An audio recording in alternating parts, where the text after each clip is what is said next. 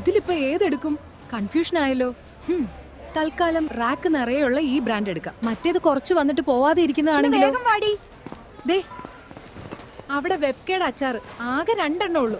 തീരുന്നതിന് മുന്നേ എടുക്കാം. ഇവരെന്തായിരിക്കും ഇങ്ങനെ ഓടി വരണേ? വെബ്കക്ക് ഇത്ര ഡിമാൻഡ് ഉണ്ടോ?